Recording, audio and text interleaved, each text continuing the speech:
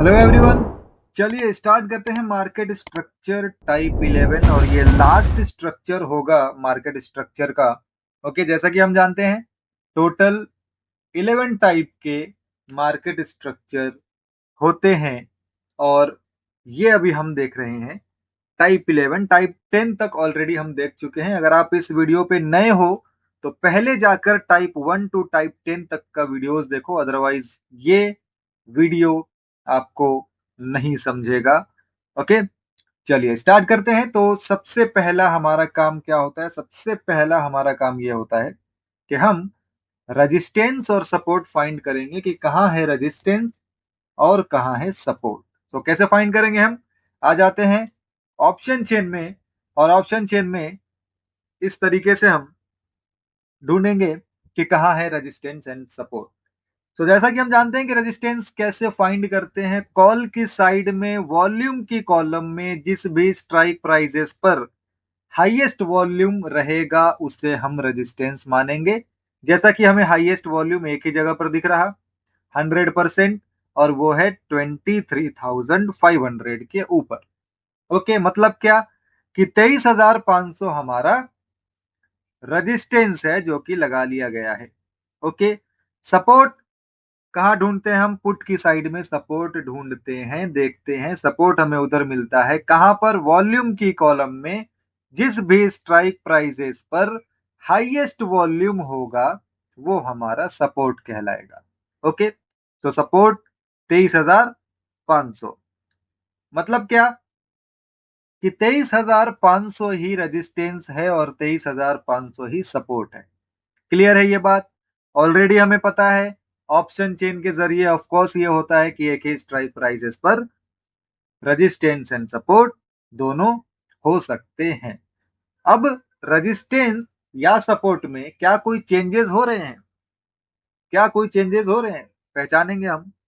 Support के side में हमें दिख रहा है ओके कि सपोर्ट स्ट्रॉन्ग है।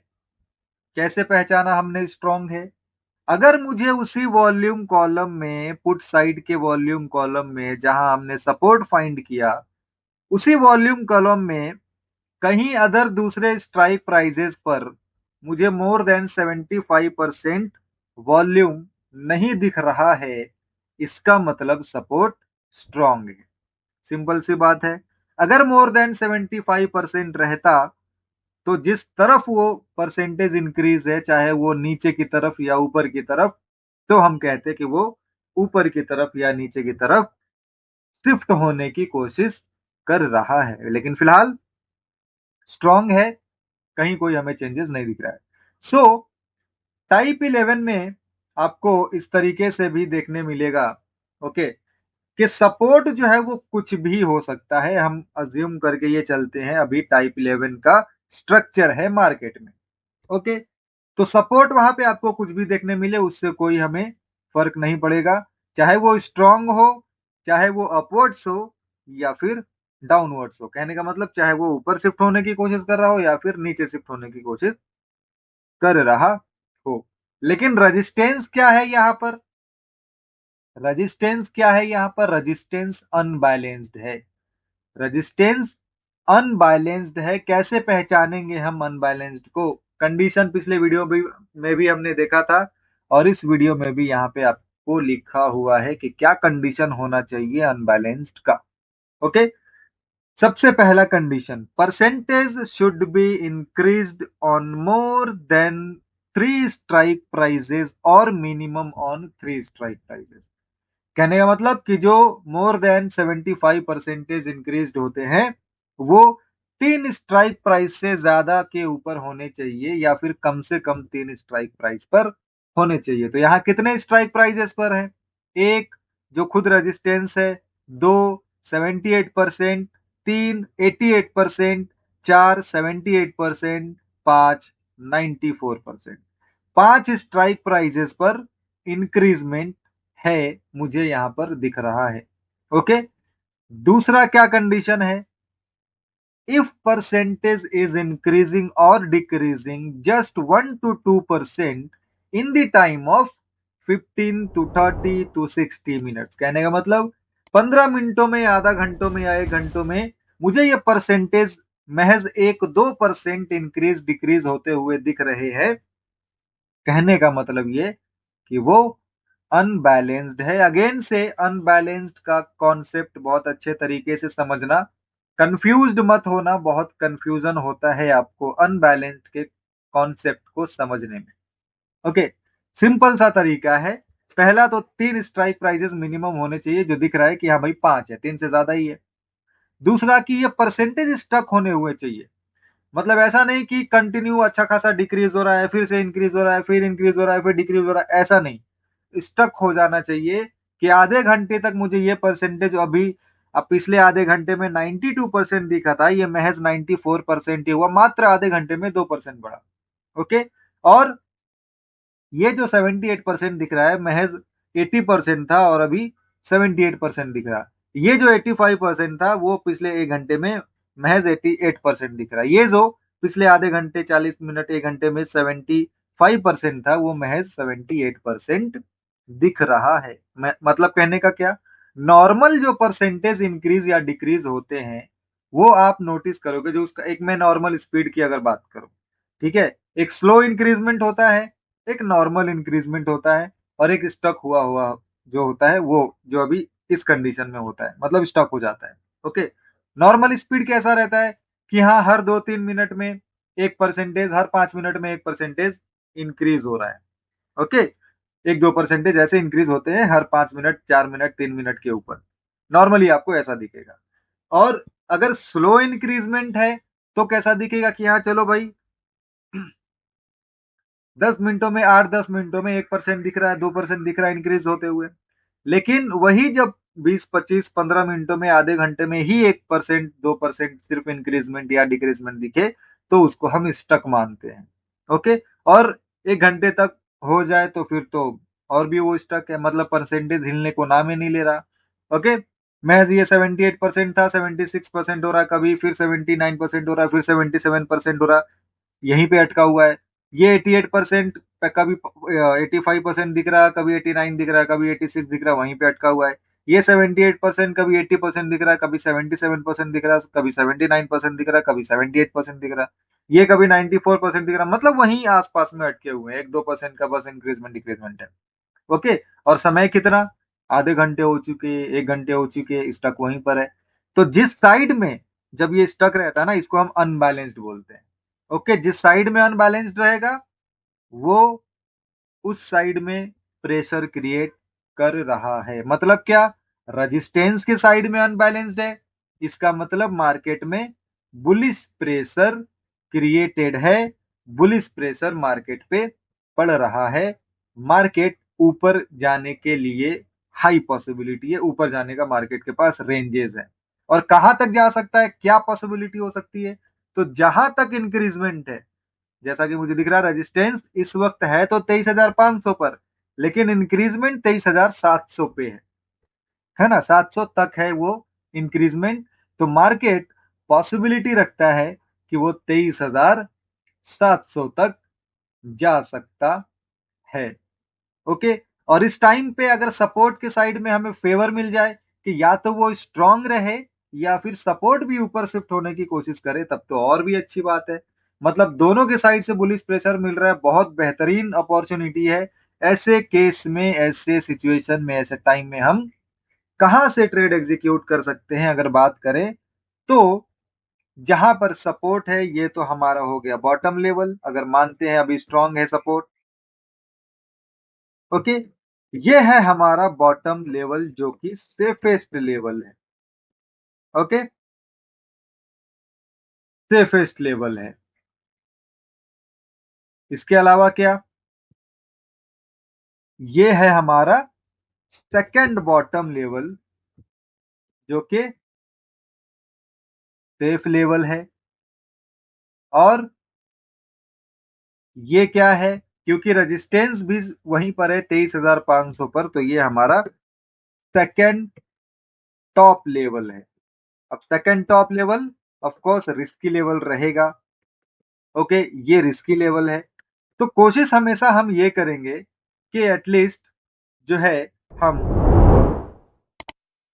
सेकंड बॉटम लेवल से एग्जीक्यूशन करें। जाहिर सी बात है बॉटम लेवल आने की संभावना बहुत कम रहेगी अगर खासकर सपोर्ट भी बुलिश प्रेशर क्रिएट कर रहा है। Okay, so second bottom level पे ऐसे टाइम पे हम जो है एग्जीक्यूशन कर सकते हैं अगर स्ट्रॉन्ग या ऊपर शिफ्ट होने की कोशिश करता है सपोर्ट। रेजिस्टेंस तो अनबैलेंस्ड है ही। ओके, और अगर सपोर्ट मान लिया नीचे शिफ्ट होने की कोशिश कर रहा है और रेजिस्टेंस अनबैलेंस्ड है तो फिर एक लेवल नीचे रखेंगे, फिर वो इस टाइम पे सेफ लेवल नहीं होगा, सेफेस्ट लेवल नहीं होगा, सॉरी। ओके, ये रिस्की लेवल हो जाएगा, ये सेफ लेवल हो जाएगा और आपको नीचे के लिए एक और लेवल ओपन हो जाएगा जो 23,360-70 का रहेगा।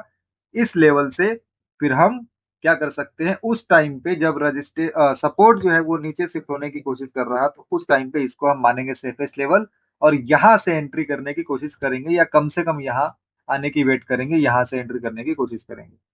ओके, सो आई होप कि आपको ये चेंजेस समझा होगा कैसे पहचानना है अनबैलेंस्ड। पिछले वीडियो में भी मैंने बात किया है कि कैसे सपोर्ट की तरफ अनबैलेंस्ड हो सकता है, उसे पहचानना है। एग्जैक्टली एक्चुअली कॉन्सेप्ट कैसे है पहचानने का, क्या कॉन्सेप्ट है एक्चुअली कि अनबैलेंस्ड एक्चुअली हम किसको बोलेंगे। ओके, ऐसा बिल्कुल नहीं ये समझना आपकी मार्केट जस्ट स्टार्ट हुआ और स्टार्टिंग के ही कुछ मिनटों में आपको दिखा कि बहुत सारे अदर स्ट्राइक प्राइजेस पर मोर देन 75% इंक्रीजमेंट है और आपने उसको अनबैलेंस्ड मान लिया। बिल्कुल भी नहीं, आप पूरी तरह से गलत हो। ओके, अनबैलेंस्ड होने के लिए आपको परसेंटेज का वेट करना होता है कि परसेंटेज देखो आप पहले कम से कम आधे घंटे 40 मिनट 1 घंटे तक कि वो परसेंटेज पिछले आधे घंटे से या 40 मिनट 1 घंटे तक सिर्फ 1-2 परसेंटेज का ही इंक्रीजमेंट डिक्रीजमेंट हुआ है, तभी हम उसको मानेंगे वो अनबैलेंस्ड है। ओके, आई होप आपको कॉन्सेप्ट बहुत अच्छे से समझा होगा अनबैलेंस्ड का कि एग्जैक्टली अनबैलेंस्ड कैसे पहचानना है। ओके, सो यहां तक हमारा पूरा कंप्लीट हो चुका है मार्केट स्ट्रक्चर। अब तक जो हमने देखा, अब तक जो मैंने बात किया है वो मैंने फर्स्ट प्रेफरेंस के अकॉर्डिंग बात किया है जैसा कि मैंने आपको पहले भी बताया है। ओके, सेकंड प्रेफरेंस हम देते हैं किसको, ओवाई को, और फर्स्ट प्रेफरेंस हम किसको देते हैं, वॉल्यूम को, जो अब तक हमने दिखा। ओके, कि सिर्फ वॉल्यूम के ऊपर ही हमने नजर डाला है, वॉल्यूम के ऊपर ही हमने काम किया है, वॉल्यूम के अकॉर्डिंग ही हमने सब चीज देखने की कोशिश की है। अब सेकंड प्रेफरेंस जो रेयर प्रेफरेंस होता है कुछ सिचुएशंस में, ओके, कैसे होता है, कब होता है, क्या होता है, उसके एग्जाम्पल्स हम देखेंगे, उसके सिचुएशंस हम देखेंगे, उसके कंडीशंस हम देखेंगे आने वाले वीडियोस में। लेकिन बात करें अगर मार्केट स्ट्रक्चर की तो यहां पर आपका completely total market structure complete हो चुका है, जो कि टोटल हमारा स्ट्रक्चर जो है टाइप 11 तक होता है। और बेसिकली ये स्ट्रक्चर है क्या, जैसे कि आपको ऑलरेडी पता है, ये स्ट्रक्चर कुछ भी नहीं, जस्ट रजिस्टेंस एंड सपोर्ट के बिहेवियर्स हैं। बस हमें यही पहचानना है कि कब सपोर्ट का क्या बिहेवियर है, यानी कि जो वो 3 मैक्सिमम पॉसिबिलिटी होती है उनके बिहेवियर के, कि या तो वो स्टेबल रहेगा, स्ट्रांग रहेगा उसी जगह पे, या फिर वो ऊपर शिफ्ट होने की कोशिश करेगा चाहे रेजिस्टेंस हो या सपोर्ट हो, या फिर वो नीचे शिफ्ट होने की कोशिश करेगा। बस यही 3 चेंजेस है। ओके, यही 3 चेंजेस, रेजिस्टेंस भी करेगा, यही 3 चेंजेस सपोर्ट भी करेगा। वही चेंजेस को ही पहचान कर हमें ओवरऑल मार्केट को पूरा एनालाइज करना है और बहुत सिंपल तरीके से कर सकते हैं। उसके बेस पे हमें हमारा लेवल्स पता है जो कि मेरा फिक्स्ड लेवल है, जैसा कि मैंने आपको पहले भी बताया है। इसी लेवल से हमें जस्ट एंट्री करना है, महज पहचानना है कि कब कौन सा लेवल रिस्की होगा, सेफ होगा, सेफेस्ट होगा। ओके, अकॉर्डिंगली हम मैक्सिमम ऑफ द टाइम या तो सेफ लेवल से एंट्री करते हैं या फिर सेफेस्ट लेवल से एंट्री करते हैं। रिस्की लेवल से मैं हमेशा बोलता हूं अवॉइड करने। रिस्की लेवल से आपको बहुत से ऐसे ट्रेड्स बनते हुए डेफिनेटली दिखेंगे, मूवमेंट होता हुआ डेफिनेटली दिखेगा, लेकिन अगेन मैं हमेशा बोलूंगा रिस्की लेवल से एंट्री मत करो, बिकॉज रिस्की लेवल आपको मार्केट से आउट कर सकता है। ओके, सेफ लेवल कभी कभी डेफिनेटली, जो मेरा एक वो लाइन है सेफ लेवल के रिगार्डिंग, सेफेस्ट लेवल के रिगार्डिंग और रिस्की लेवल के रिगार्डिंग, उस लाइन को आप मत भूलना। ओके, सो सेफ लेवल भले ही आपको थोड़ा बहुत कभी कभी वो भी हमें पता चल जाता है, जैसे कि हम चेंजेस के अकॉर्डिंग अगर बात करें तो ओके, जैसा चेंजेस रहता है, क्या रहता है, नहीं रहता है, उसके अकॉर्डिंगली हमें मालूम हो जाता है कि वो सेफ लेवल कितना सेफ है। वहां से हम ट्रेड एग्जीक्यूट कर सकते हैं जब मार्केट मेरे लेवल पे आ रहा है, या नहीं कर सकते हैं, क्या उसकी हाई पॉसिबिलिटी है कि सेफेस्ट लेवल तक आ सकता है, यानी कि बॉटम लेवल तक। वो सारी चीजें हमें पता चल जाती है। और आने वाले वीडियोस में अब हम यही देखेंगे कितने कहां से क्या ट्रेड्स हुए, क्या बने, और कब कब स्ट्रक्चर कैसे क्या रहा, तो लेवल्स से आए नहीं आए। अब हम बैक टेस्टिंग पूरा देखेंगे, इवन लाइव मार्केट का भी देखेंगे। लाइव मार्केट ऑलरेडी अपलोड्स होते रहते हैं, जैसे जो हमारा क्लास होता है। ओके, लाइव मार्केट में हम जब देखते हैं, मार्केट एनालाइज करते हैं, स्टूडेंट्स के साथ में बैठते हैं। ओके, स्टूडेंट जहां पर सीखते हैं, ओके, उसके अकॉर्डिंगली वो वीडियोस आपको अपलोड होते रहते हैं, उसको भी आप देख सकते हो कि हाँ, जो भी हमारा मार्केट स्ट्रक्चर है, मार्केट जो ओवरऑल ट्रैवल करता है वो स्ट्रक्चर के बाहर ट्रैवल नहीं कभी हो सकता। पॉसिबल नहीं ये हो सकता कि 11 से प्लस में भी कुछ हो जाए, यानी कि 12वां कोई मार्केट स्ट्रक्चर क्रिएट हो जाए या बन जाए। ओके, इसी 11 टाइप्स में मार्केट घूमता रहेगा रहेगा, उसके अलावा कुछ नहीं पॉसिबल होने वाला। आई होप कि आपको ये वीडियो पूरी तरह से समझा होगा, ये अनबैलेंस्ड का कॉन्सेप्ट जो है पूरी तरह से समझा होगा। ओके, सो इसके आगे हम पूरा अब सिर्फ एनालिसिस पार्ट देखेंगे, और उसके अलावा भी जैसा कि मैंने बात किया ओआई का प्रेफरेंस जब हमें अब देना है, सेकंड प्रेफरेंस, तो आने वाले जो वीडियोस होंगे वो इन सब के बेसिस पर ही रहेंगे। ओके, सो वेट करेंगे नेक्स्ट वीडियो तक के लिए, तब तक के लिए बाय।